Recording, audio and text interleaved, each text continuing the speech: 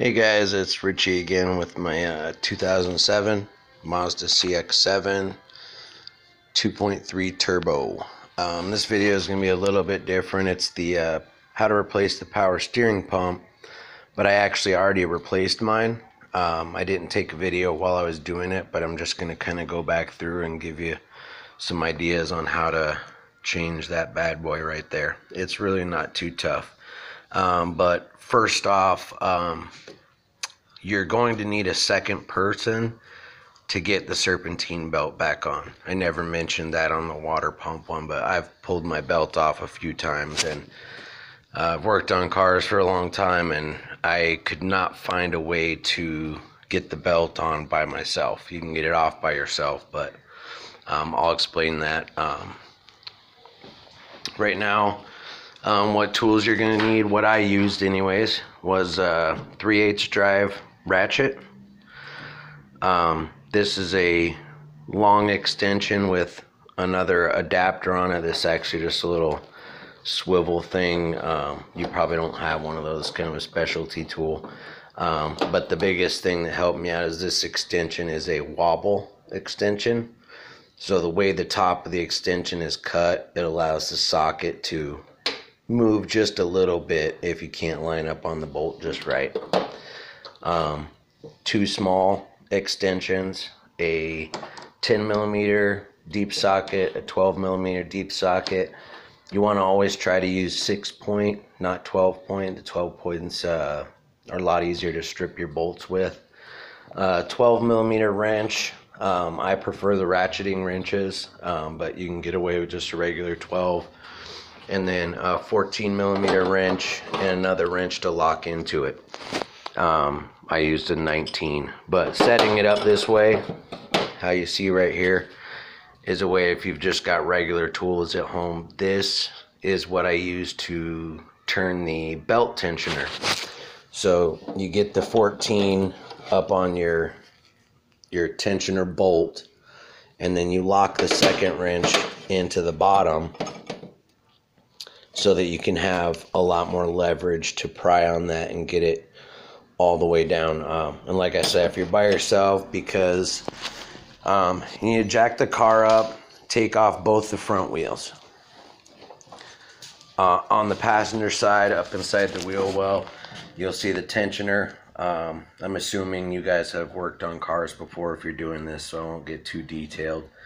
But up on the front of the motor, towards the bottom, you'll see the tensioner. So you have to be underneath the car to loosen the tensioner. You can probably get the belt off of the crankshaft down there, but it's really a lot easier to pull it off of the power steering pump. And that's the reason I was saying when you go to put it back on, you're going to have someone at the bottom loosening the tensioner and someone else at the top to get the belt back on this pulley, because when you go to put it back on, this is the only spot where you can get the belt back on at. Okay, so first off, you're going to take your 17mm socket, disconnect the hose, get yourself a cheap little drain pan. If you want to try to save your power steering fluid, make sure it's nice and clean. If you haven't changed or flushed your power steering fluid, I would just plan on replacing it. Go ahead and grab, 2 quarts of power steering fluid. You won't need all that, but so get that undone. Sorry if my camera's kind of shaky here. I'm doing this with my phone. I mentioned this in the water pump video as well, because you have to move the power steering pump. But you're going to disconnect the wire right there. Disconnect your 17mm bolt for the hose. Put a pan down because it's going to leak a little. You've got a 12mm bolt here, 12mm bolt here, and straight below this one underneath, there's another 12mm bolt. The reason I said to go ahead and take this off is because you can't get this bolt out with the hose connected right there. The only way you can actually remove the whole bolt is to have that guy out of the way. So the third bolt is directly in line with the center of the pulley up behind it. When I did the water pump, I did this with a ratcheting box end wrench, and it worked, but it was kind of a pain. This time, realized that if you take your 3/8 drive ratchet, I used my two small, like 3-inch extensions. So your ratchet, two small extensions, and a 12mm deep socket. And you come in straight from underneath the front of the reservoir, then you actually can get a good rotation on your ratchet to get it undone. If you do the box end wrench from the side, it's just, you can only turn it like 1/4 of an inch at a time, and it takes a while. A lot easier to do it with the extensions from the front. Okay, so like I said, I already had it out. This is the top of the hose. When you get underneath the car, you follow it around.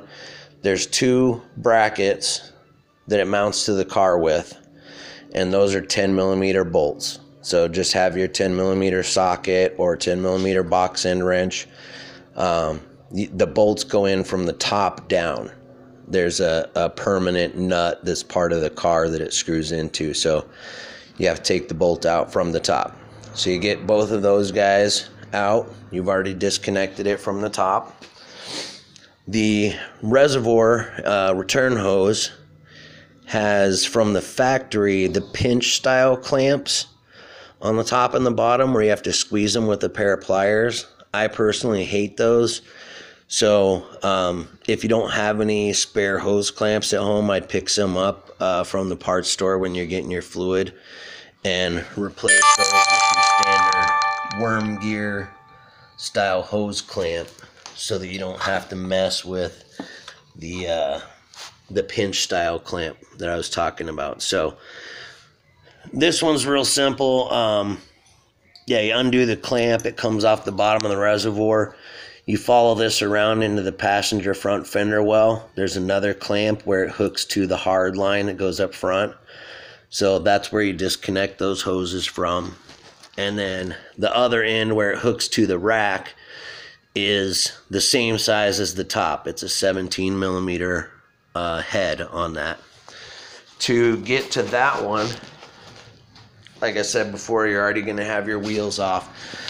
I don't think we can see anything from here, but we'll give it a shot. Yeah, I don't even have my light on, but behind the wheel there's a plastic splash guard that's in this area, and it's got like 4 plastic Phillips head panel clips that hold it in place.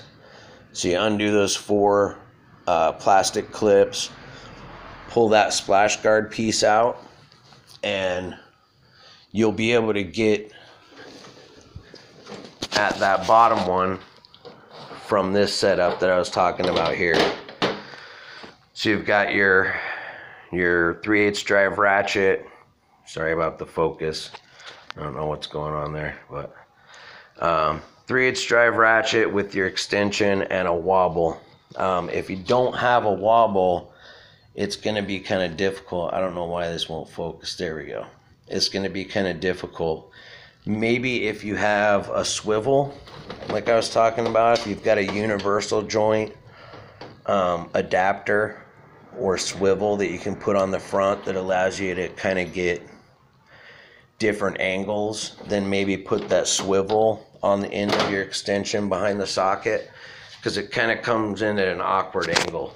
But you go in from behind that plastic splash guard, and I don't know if you'll be able to see it right there, but you know, just do your normal, follow it around, find out where it's at. The only good angle is to take that long extension in from here. That's how you get that last bolt off. Oh, and on both of those, there's a copper washer that goes on the top and the bottom of your bolt. So you've got one copper washer that goes on the bolt, then your hose goes on, another copper washer that goes behind that. Make sure that you don't lose those and that you put them back on the right way when you put the car back together, otherwise you'll get leaks. I wish I had the torque specifications for you, but I don't. I apologize about that. So I think that's basically it. Yeah, you undo the bolts that mount the hard line, undo your clamps that mount the soft line. That's if you're replacing the hoses. Obviously, if you're not replacing the hoses, you're just doing the pump, then you would just disconnect the top of the hose, disconnect the top of that hose, put your new pump and reservoir on, you know. Or if you just have the pump without the reservoir, there's a couple videos online already how to do that. There's a couple clips that hold the reservoir to the pump. I replaced my hoses because I had a pretty bad leak and I wasn't sure if it was from the pump itself or the hose, so I didn't want to have to do the job twice, and I just replaced the hoses at the same time. I actually got them from a wrecked cx-7 that was in the junkyard, and I just checked to make sure that the hoses were dry. You know, there was no old leaks, no buildup. So they're not brand new, but I didn't want to pay new prices, but they were dry, so I knew that they at least weren't leaking when the car got parked there. Once you've got all of that changed out, hopefully I didn't miss anything there. It's pretty straightforward. If you have any questions, obviously send me a message on here or whatever. Once you get it back on, fill it up to the max line. This is very important because you can ruin everything, blow your hoses if you don't do this. You need to bleed the power steering system. So fill it up to max. You can even go a hair over because it's going to go down into your stuff, especially if you do the hoses. It needs to fill that. So do not start the car. Just get in the car, turn the key to the on position to unlock the steering wheel. And obviously it's way easier to do this with the car up in the air still, so you don't have the resistance of the tires on the ground. Get in there, turn the wheel all the way to the left until it stops. Turn it all the way to the right until it stops. Go back and forth a couple times. Check your fluid. It should have gone down. You know, fill it back up to the max line. Do that again. You know, spend the time. Spend 5 minutes on this of just going back and forth. Spin the wheel fast a couple times. Turn it slow a couple times. Just make sure that you're getting all the air out, getting the fluid into every nook and cranny. Then make sure it's maxed out again on the reservoir, and put your cap back on. Now, when you go to put the, like I said, I had the Phillips head for the plastic clips in the fender. Flat head. Only reason I had this out for the deal is for the belt. So you've got someone maxing out the tensioner. Make sure the belt is routed properly. There's routing diagrams online. Make sure that it's in all the grooves so you have every spare inch. The belt's gonna come up fairly close, and you can get it right on the front lip, but you can't get it all the way around. So you take your flat blade, get it underneath the belt, and rock the belt around. So get it up underneath and just kind of pry it up over the edge. The belt will stretch, especially if it's a newer belt.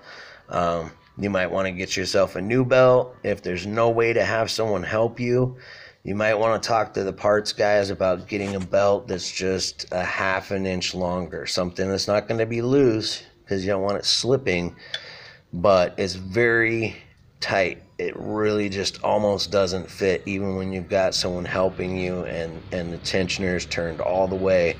Still has to be pried on to this top pulley. You don't want to bend the pulley. If you don't have the strength, it's not very safe, but it's something you can do, is get the belt wedged in with the screwdriver and have someone just bump the engine, just turn it to where the pulley is going to turn 2 inches, you know, just barely tap the ignition. And as it spins with the screwdriver on it, it'll rock the belt onto place. Just be very careful. If you haven't done something like that before, I really wouldn't recommend doing it unless you really know what you're doing. So yeah, that's pretty much it. Like I said, if you have any questions, let me know.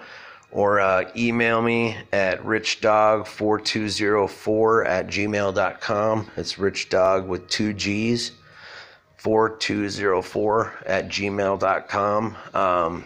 And I've got other videos because I've found it's really difficult to find information on the cx-7 turbo. So I've done the water pump. I did an aftermarket subwoofer installation, changed the hood opening cable, the hood pop cable, release cable.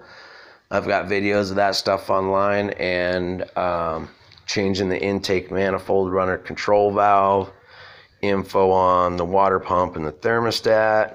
And later this year, I'm going to be doing, probably in 2019, I'm going to do the intake manifold, because that runner control valve that I replaced did not fix my check engine light for intake manifold stuck open. So I'm going to be doing that at some point. Hopefully this helped you guys out. Sorry if it was too long or I didn't give you enough information. Like I said, just get a hold of me, all right? Good luck and enjoy your Mazda Turbo.